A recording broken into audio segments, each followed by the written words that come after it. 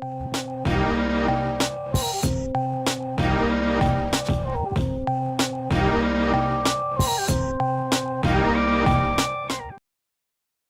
everybody, welcome to this week's release of BATCHEET. Today we have a very special person with us, and there's just so much to talk about in her introduction. Simran Asawa is from NIT Warangal's batch of 2014 to 18, and she was the General Secretary of TAB in her year, and she is the co-founder of Bio Network. So this YouTube channel that you're watching is like her brainchild. Um, She interned at IIT BHU in the summer of her second year and was an Erasmus exchange student in her third year to the Warsaw University of Life Sciences. She did her master's in translational medical research from Heidelberg University, Germany, and is currently working at the Memorial Sloan Kettering Cancer Center in New York. So, welcome, Dee. Hi. Today, she's going to talk about master's applications in Europe, and I'm sure we'll all learn a lot from her. Hi, Nandini. I'm so glad to be here. Thanks for the amazing introduction. Yes, I'm really happy that this whole BATCHEET series is going really well. One thing to point out here, BioNetwork is just advisory and, connecting them to all the alumni, but TAB is actually executing and doing the amazing job. So kudos on that. Yay. Okay, so should we get to it? First question? Yeah, okay. So, what made you pick Europe for your master's over, say, India, North America, everywhere else? And like, why did you decide to do master's and not a direct PhD? Okay, so to answer in the other order, first, when I knew that I wanted to go for PhD right since my BTech undergrad days, but I also realized when I was working in the lab and when I was doing my stuff that I still need to figure out how I want to do my PhD, and I need more training and to be more prepared before I actually go for it. So that's why I wanted to have like a bridge between my undergrad and my PhD days. And this master's was basically just to, prepare me well. Coming to why Europe, one thing I knew for sure that I wanted to do a master's abroad because I wanted to gain more experience, travel, and advance my career. And based on what my seniors have had done and what people that I had talked to have done, abroad seemed like a very good opportunity, and it that particular idea became even stronger when I was there in Poland for my student exchange. It just made me realize there's so much to offer, and there's so much that is possible when you're out there. So this was one major reason. Now, why Europe? Because I didn't want to spend a lot of money. Doing a master's in Europe is way cheaper than doing it in North America or some of the other places. And you get more or less the same quality education. The only barrier could be language skills in that particular region, but that barrier does not exist in academic world or your professional life or academic life, to be precise. So that's why Europe was a really good option for me. That's nice. That's a lot of, clear priorities there. And so, like, when you say masters in Europe, you still have so many courses, so many universities to choose from. How did you go about it? Did you contact PIs or directly apply to programs? What was the selection thing like for you to select courses? Mhm. So when you're in BTech in first year, you're just getting the gist of engineering. You're not really doing a lot of biology. Now you guys have initial biology course, but in our days, we didn't even have that initial biology course. So actual biotechnology starts in second year. And by the mid of second year, you're preparing for your intern applications. And then you start thinking about how you want to make your profile so that you'll apply for master's, right? So in my second year, I was fascinated about biology, about science, and I knew that I wanted to go for research, but I was not sure what I wanted to do. Luckily enough, I really got this amazing opportunity because of which I went to Poland, and I was able to take up a lot of courses and explore it all.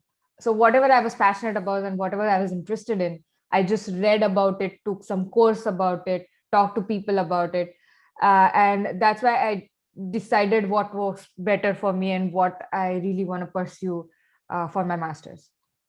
So it was more of decision after exploration rather than, just stumbling upon something. And coming to the part where how I chose university, so I focus more on courses. I had this Excel sheet in which I used to put, the university, the course, what does this course offer, when are the deadlines, what are the eligibility criteria, the requirements, how much does it cost, are there any scholarships available, does it need any different exam and stuff like that. So I still have this huge database of master. I can share with you guys maybe at some point Oh, for that would be master's courses, amazing. where you can see all these information right in front of you.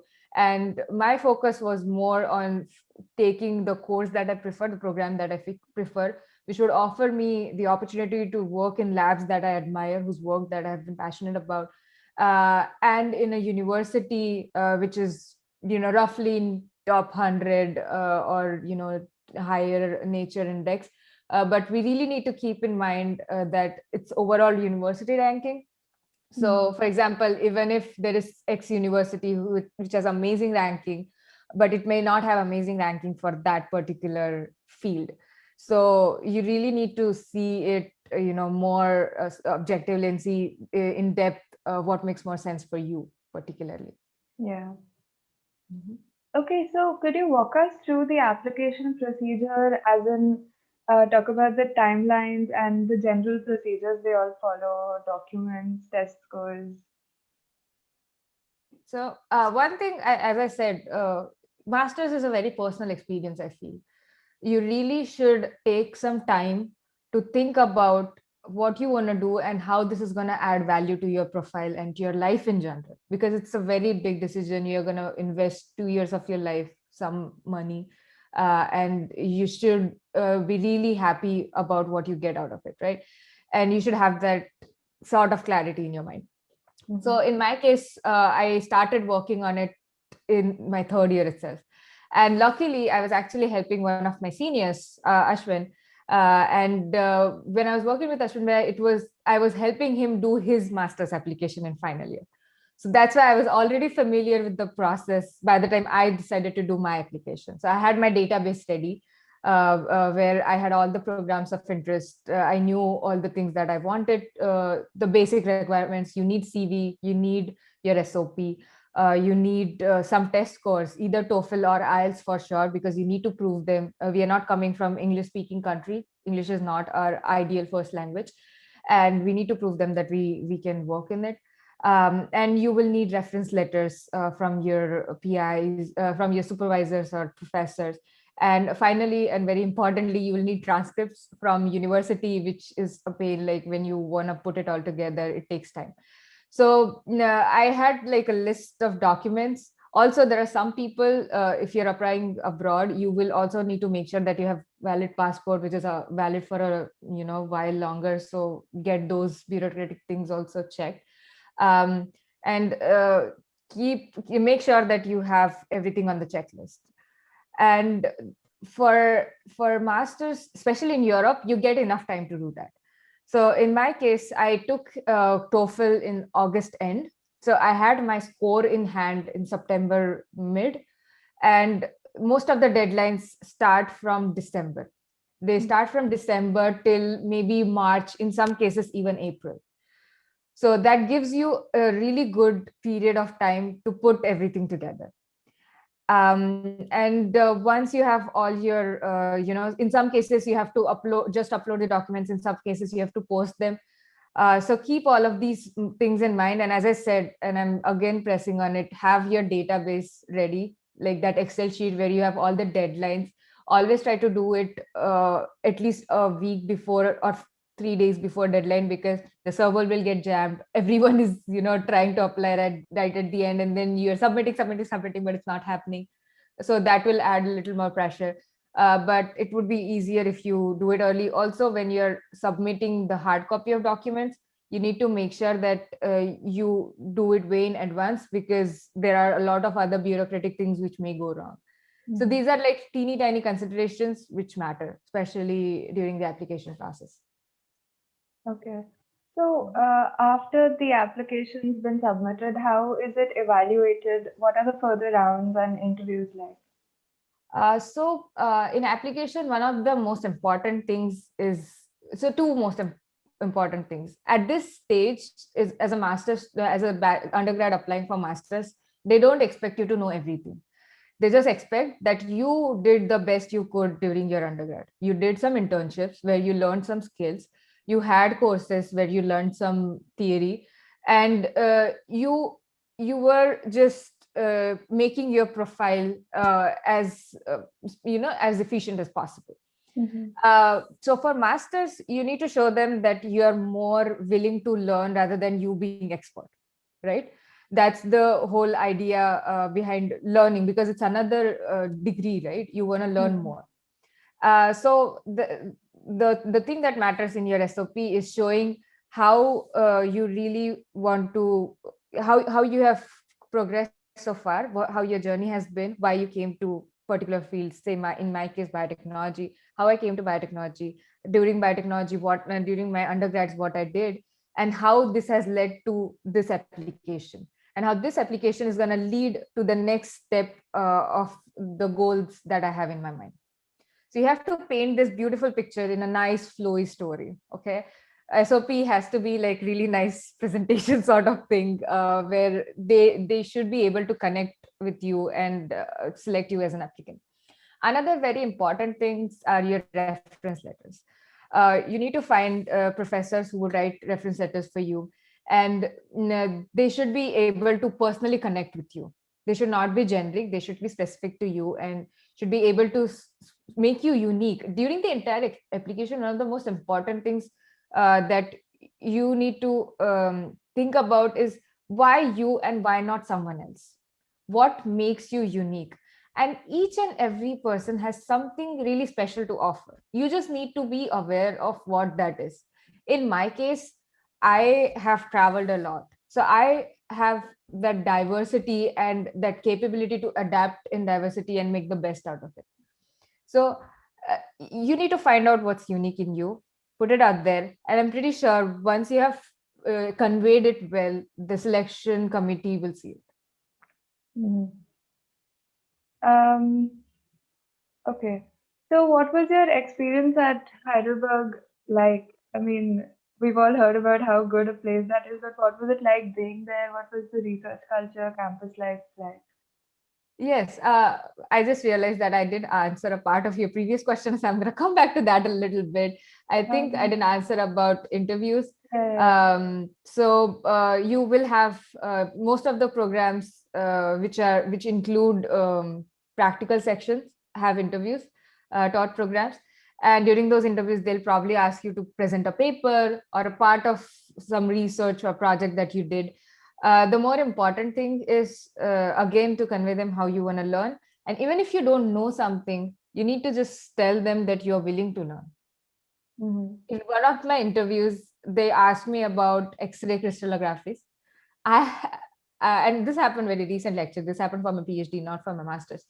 And I studied about x-ray crystallography 6 years ago. I don't remember.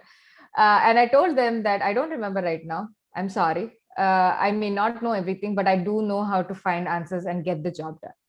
And I Mhm. think that answer might have made the difference. So this is Yeah. something that you need to keep in mind. Now coming to Heidelberg, oh my God, it's an amazing city, very beautiful. It has really nice scientific community. You have German Cancer Research Center there. You have European Molecular Biology laboratories. Then you have Heidelberg University and Mannheim University. So really close knit scientific community. I was part of medical faculty Mannheim, which comes again under Heidelberg University, and which is more technologically and scientifically inclined. So I was working there, and I met one of the most amazing people of my life. My master's program classmates were as crazy as I am and as passionate about science as I am. So it was indeed a very, very good experience. Nice. Yeah. All right, so coming to the end of this interview, what tips do you have for undergraduates who are planning to do masters ahead in the coming years? Um, First, find out why you want to do masters. Are you doing masters just because you don't know what the next step is, or you're actually doing masters because it is going to add something to your next step in your career or in the journey that you have planned for yourself? Second, not everything turns out your way, so find a way around it. See what is the best thing to do at the moment. Third, have that database ready because organization and planning, sticking to timelines is actually going to help you in this uh, whole process. Fourth, take some time to write your SOP. When I wrote the first mother draft of my SOP, I'll read and laugh at it, I'm pretty sure. But over the time, I talked to people, a lot of people edited it. I'm so glad that they were really ruthless and cruel while doing it because that made it really beautiful. So take some time to work on your SOP, to make that story, to make that flow and convey the message that you want to convey. Fifth, make sure that you get good references.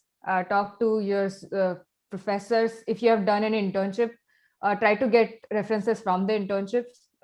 It's better to have two references from two different places rather than two coming from the same university. So if you have a Mhm. possibility to get that, please do so.